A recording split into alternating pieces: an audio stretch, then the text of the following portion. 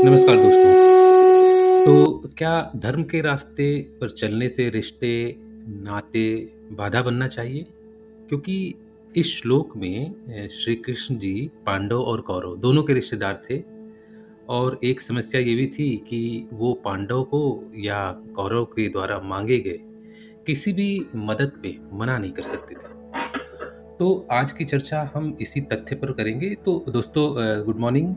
अगर आपने अभी तक चैनल को सब्सक्राइब नहीं किया है तो बेल बटन दबाइए और चैनल को सब्सक्राइब करें।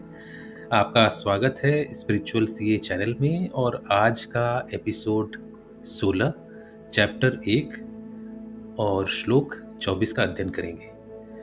तो कृष्ण जी वास्तव में अर्जुन और दुर्योधन दोनों से संबंधित थे। कृष्ण की बहन कुंती अर्जुन की माँ थी, इस प्रकार वह पांडव और कौरवों के मामा थे। तो युद्ध से पहले अर्जुन और दुर्योधन दोनों श्री कृष्ण जी के पास गए और समर्थन मांगना चाहते थे। तो संयोगवश दोनों ही एक ही समय पर पहुंचे। क्योंकि कृष्ण जी सो रहे थे तो अर्जुन उनके पैरों के पास बैठ गए, जबकि दुर्योधन जो था वो उनके सिर के समीप बैठा था।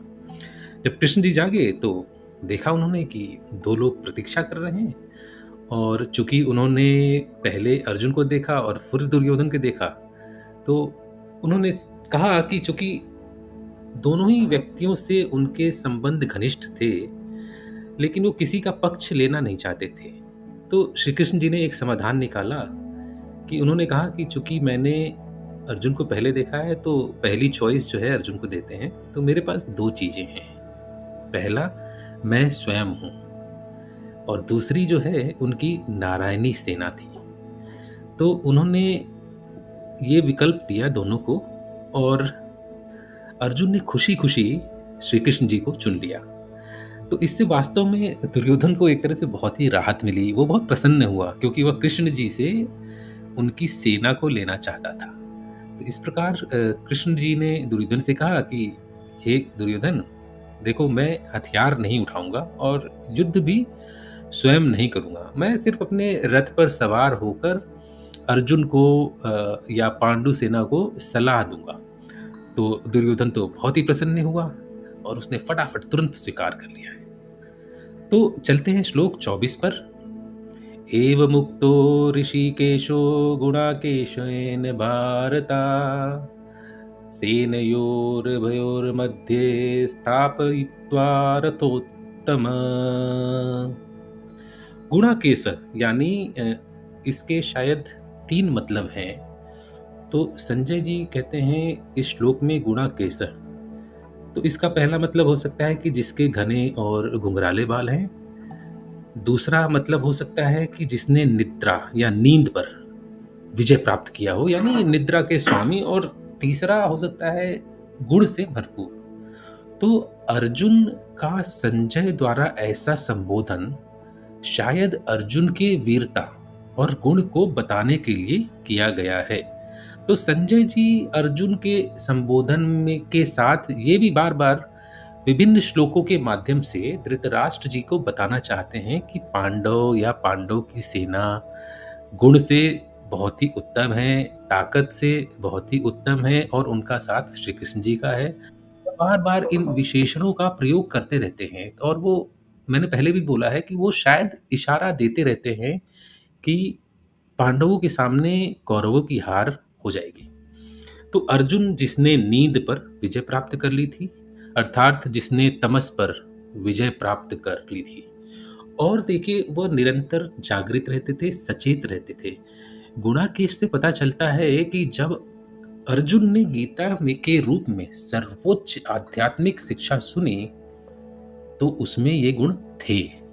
तो जैसा अर्जुन ने बोला वैसे ही भगवान श्री कृष्ण जी ने रथ को दोनों सेनाओं के मध्य में पहुंचा दिया। तो कुछ उदाहरण लेते हैं कि क्या हम जब सड़क पार करते हैं तो हर तरफ नहीं देखते हैं ताकि दुर्घटना ना हो।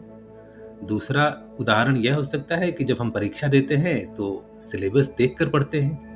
और तीसरा उदाहरण ये हो सकता है कि हम कोई नया व्यापार शुरू करते हैं तो पूंजी, ज्ञान, अपना सामर्थ्य देखते हैं। तो वैसे ही अर्जुन ने दोनों सेना के बीच में रथ को ले जाकर वो देखना चाहते हैं कि कौन-कौन युद्ध में है, क्यों युद्ध में है और कितने शक्तिशाली योद्धा युद्ध में हैं।